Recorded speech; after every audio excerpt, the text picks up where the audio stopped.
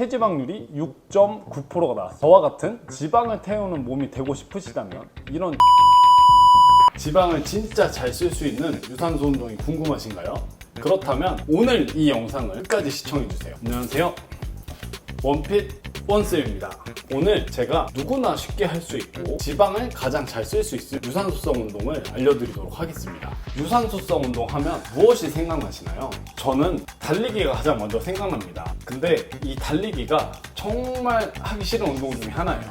왜냐면 우리는 달리기라고 생각하면 숨이 턱끝까지 차는 거를 생각하기 마련이에요. 우리가 이렇게 숨이 턱끝까지 차게 이렇게까지 유산소성 운동을 하는 이유는 뭘까요? 가장 많이 살을 빼기 위해 이런 유산소성 운동을 하실 겁니다. 그런데 숨이 많이 차면 찰수록, 땀이 많이 나면 날수록 우리 몸에선 탄수화물을 위주로 사용하게 됩니다. 우리가 빼고 싶은 건 지방이잖아요.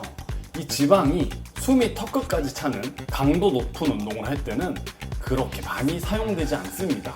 아니 이게 무슨 말이야 하시는 분들 있으실 텐데요. 제가 자료를 하나 준비했습니다.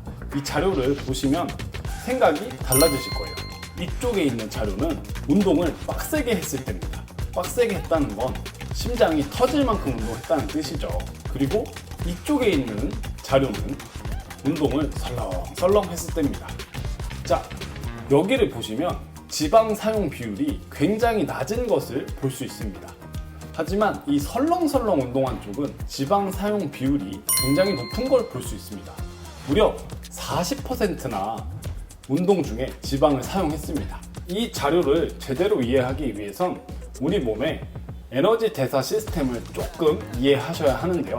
탄수화물과 지방 대사에 대한 말씀을 조금 드리겠습니다. 탄수화물은 우리 몸에서 굉장히 귀한 자원입니다. 왜냐하면 우리 뇌는 탄수화물만 에너지로 사용하거든요. 그러다 보니까 탄수화물은 되게 좋은 에너지입니다. 또 운동 강도가 높아질 때 이 탄수화물을 주로 에너지원으로 사용하게 됩니다. 이 운동 강도가 높아진다는 것은 내가 숨이 차서 운동을 더 이상 지속하지 못하겠다, 약간 그런 느낌일 때, 그런 강도일 때 운동 강도가 높다고 표현합니다. 반면에 이 지방은 우리 몸에 엄청나게 많이 저장이 돼 있어요. 주로 낮은 강도에서 지배적으로 에너지원으로 사용되게 됩니다. 이렇게 극명하게 차이를 보입니다. 지방은 낮은 강도의 운동을 할 때 또는 일상생활을 할 때 사용되는 에너지원이고요.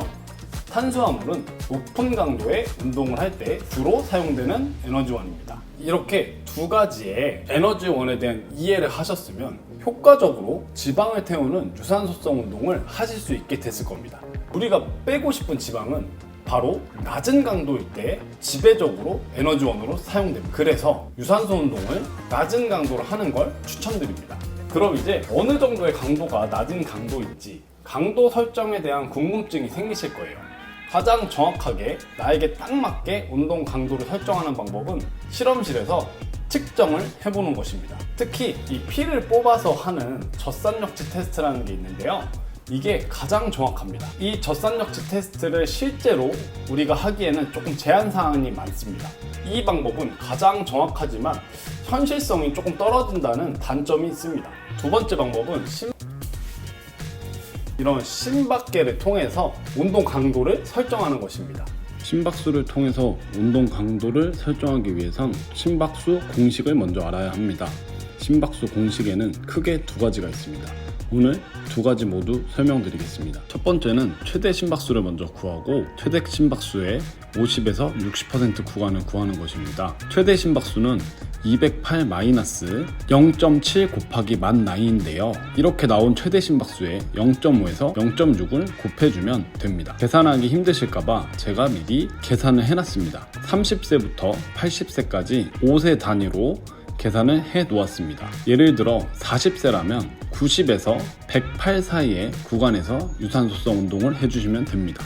두 번째는 180 공식인데요. 이건 조금 더 간단합니다.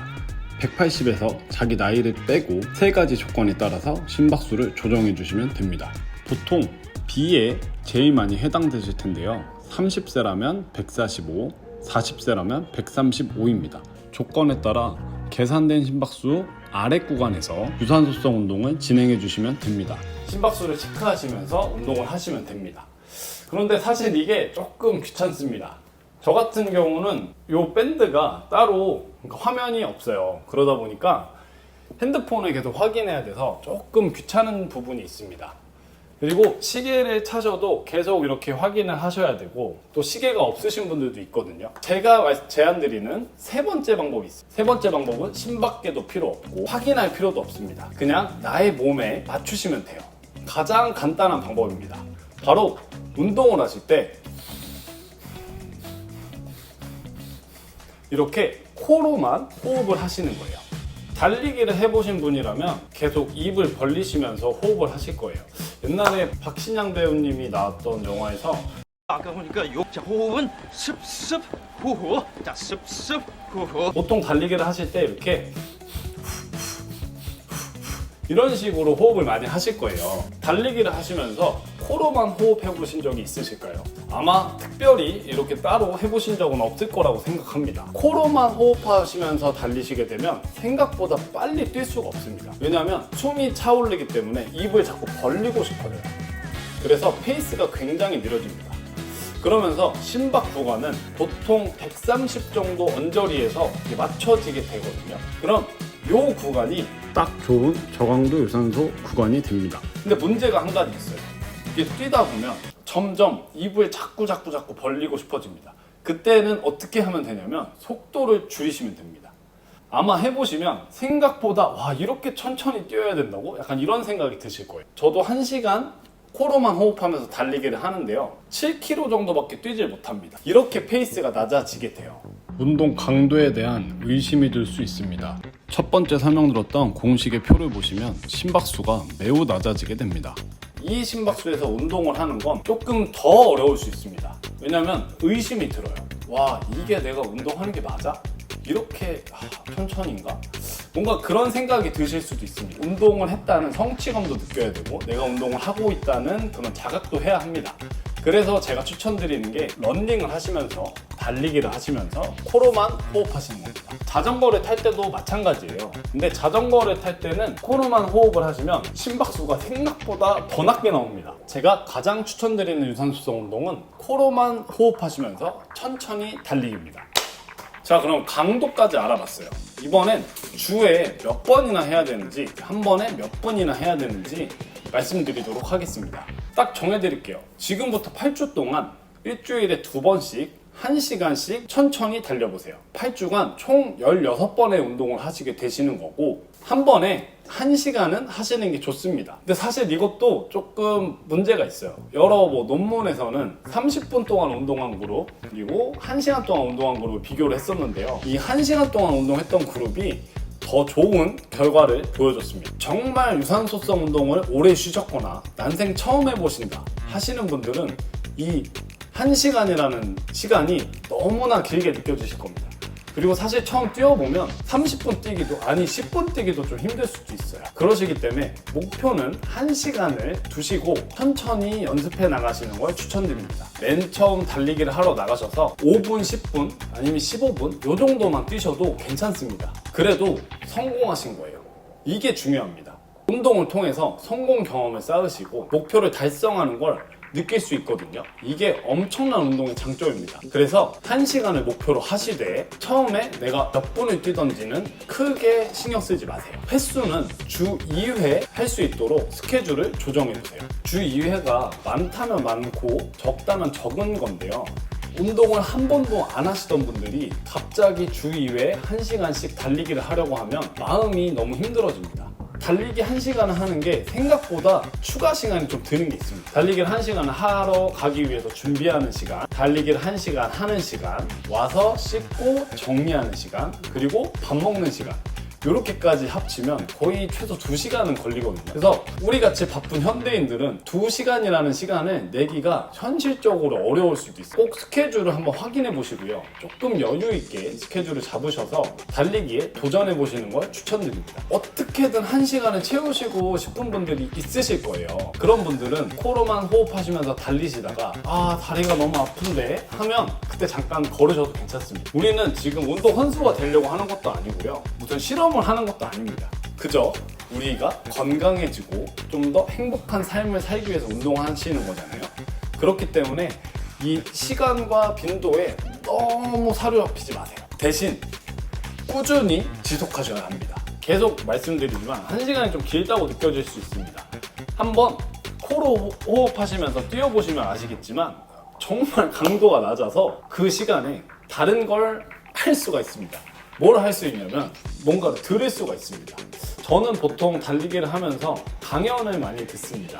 뭐 세바시라든지 김창옥 교수님이라든지 뭐 그런 분들의 강연을 들으면서 달리기를 하거든요. 근데 제가 이 강연을 들을 수 있는 이유는 제가 체력이 좋아서가 아니고 이 강도가 낮기 때문에 달리는 일을 하면서 귀에 들어오는 걸 어느 정도 이해할 수 있습니다. 물론 완전 이렇게 책상에 앉아서 뭔가를 하는 것처럼은 이해되지 않겠죠. 하지만 인사이트를 살짝 얻을 정도의 이해는 가능합니다. 노래를 들으시는 분들은 좀 주의하실 점이 있어요. 너무 템포가 높은 노래는 들으시면 안 됩니다. 아이돌 노래라든지 EDM이라든지 이런 노래 들으시면 이 노래를 듣는 것만으로도 너무 막 빨리 뛰고 싶은 감정이 자꾸 생기실 거예요. 그래서 그런 걸 누르셔야 돼서 조금 느린 템포의 노래를 추천드립니다. 실외 달리기가 아니고 실내에서 달리기를 하시거나 사이클을 타시는 분들은 그냥 좋아하시는 프로그램, TV 프로그램, 뭐 유튜브 영상을 보세요. 그런 걸 보시면서 운동하셔도 충분히 가능한 정도입니다. 자, 오늘은 가장 효과적인 유산소성 운동이 뭔지, 어느 정도 강도로 해야 하는지, 어느 정도 시간과 빈도로 해야 되는지 설명드렸습니다. 강도는 실험실 심박기도 좋지만 코로만 호흡해 보시고요. 빈도와 시간은 주 2회 1시간씩 해보시는 걸 추천드릴게요. 이렇게 유산소성 운동을 하시게 되면 정말 체력이 늘어납니다. 회복되는 속도가 굉장히 빨라져요. 그리고 지방을 태우는 몸이 됩니다. 제가 얼마 전에 인바디를 했는데 체지방률이 6.9%가 나왔어요. 저와 같은 지방을 태우는 몸이 되고 싶으시다면 이런 저강도 유산소 운동을 하셔야 합니다. 그리고 스트레스가 확실히 감소됩니다. 이런 세 가지 추가적인 효과가 있기 때문에 제가 강력하게 추천드립니다. 여기까지 보셨다면 좋아요와 구독 버튼 한 번씩 눌러주시고요. 그러면 저는 다음에도 유익하고 재밌는 운동 관련 정보로 찾아오도록 하겠습니다. 감사합니다.